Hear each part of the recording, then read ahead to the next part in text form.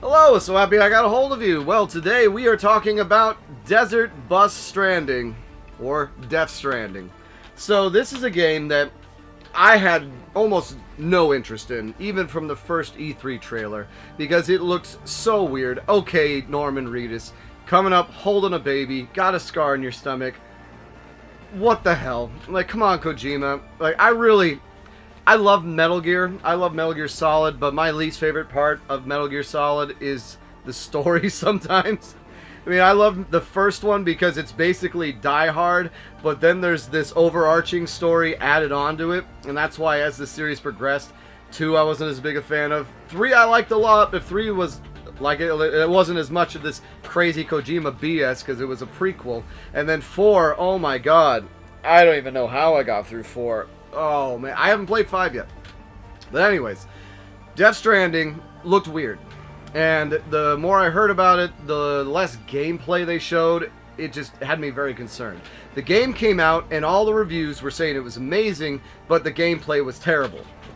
Hence the desert bus thing. Because you have to constantly, you're essentially a delivery man. You move through the terrain and you have to stop yourself from falling over. Now that's a little disingenuous. That only happens if you overload your pack. So let's get into it. The story is actually very good. Whereas Metal Gear Kojima is kind of too much for this real life scenario. This is perfect for him because he's created a world that makes sense to have this crazy bullshit.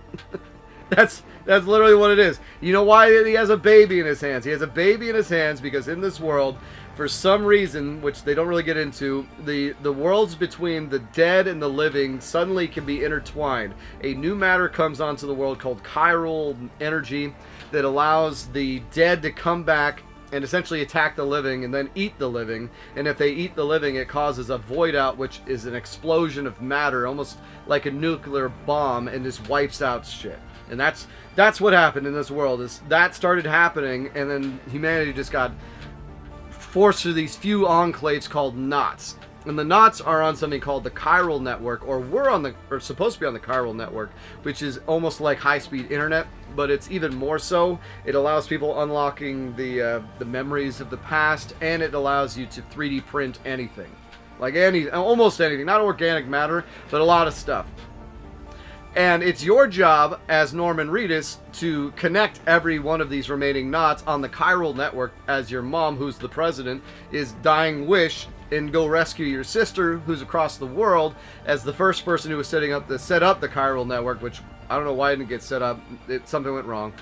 And yeah, you're a delivery man in this world, and you have something called dooms. Dooms is the ability to have a cognizance where you can see essentially these ephemeral entities coming from the other side to kill you. It's kind of like what they say in the game, it's like dark matter. Like, dark matter is speculated to exist, but we've never seen it. Well, now it's confirmed that dark matter and some other form of matter, which is like almost like it exists in this area. And they're all connected to something called the beach, and the beach is almost like a purgatory place. People go when they die before they pass on to wherever they're going. A lot, right? So you have dooms. Dooms allows you to see these entities, and these entities hunt humans through generally in areas of rain. Now, rain now has a property called timefall, because when rain hits stuff, it ages it prematurely, like super fast. Like, this is what happened is the laws of physics have been broken. So if you have a bare hand out in the rain and it rains on it, it'll turn it into an 80-year-old man, just like that.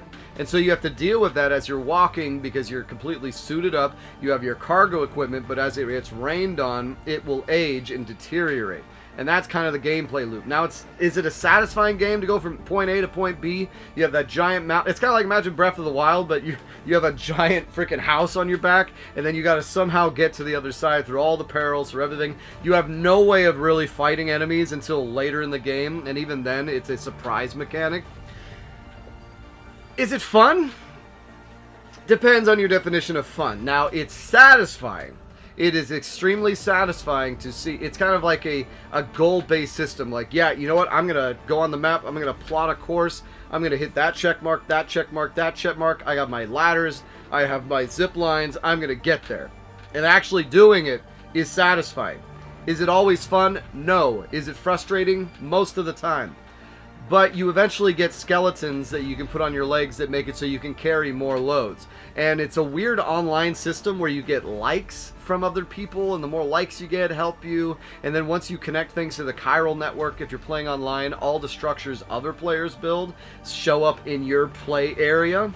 So if someone else put a zip line or a bridge that's really convenient, or a rebuilt a road that's really nice, because it all takes resources, it's almost like you're playing with a community, which I imagine when the game first came out was not as strong as it is now. So that definitely helped me, because as I unlocked more of the game world, things got easier to traverse because of this. You know, you'd be walking to the next location that you've been already, but you're doing another delivery, and then suddenly you're like, oh dang, there's timefall coming. Oh, there's a rope right there. I can get up. And it is genuinely terrifying at the beginning of the game before you get some familiarity with how you get away from these things. When you start hearing those things coming after you and stomp, and then they're crawling at you. And when you die, you come back to life because you're also a repatriate. Repatriates mean that when you die, you go to the beach and then your soul can swim back into your body. Now, what's the deal with the damn baby? Well, the damn baby in the frickin' in the little tube thing is almost like a stillborn, but it's in between life and death. And when you plug into it, you kind of hack into its system. It allows you to see those ghosts, those ephemeral things. So that's why you have it. So it's kind of weird to see all that stuff and then have it make sense when you play it. And as far as the other thing, like the scar on Norman Reedus and all this, and like the flashbacks to the other dude, it all makes sense, because as the story gets on, I'm not really going to talk about it, but it is definitely Kojima. It is definitely worth playing the game to see. Now, you have to prepare yourself, especially the first 15-20 hours or so. Some of it can drag a lot, but once you get across the once you get past the eastern area to the middle area and start getting more like chapter 7, chapter 8, the game really just starts ramping up as far as the intensity, because it goes by chapters. Chapter 3 is like 10 hours. The other ones are not that long. You get into these war scenarios where you have to fight off the big villain, and you do that 3 times. And the third one is incredible because you have to do it as a stealth game, which I didn't even enjoy at first. But yeah, you know what's funny? I liked the game. I liked it a lot, and I think going into it with such low expectations helped. But yeah, Death Stranding, man. Kojima, you crazy. Do I recommend it? Only if you get it cheap. This is a $20 game. Definitely. It's satisfying, but it's not over-the-top fun. The vehicles, everything is geared to fight against you. But if you are immersed in the world and you like accomplishing tasks, it's got a lot of satisfaction. So yeah, if I was going to give it a rating, I'd probably give it an 8. And there you go. Let me know what you thought of the game. That's your homework. Take care, guys. So nice getting a hold of you.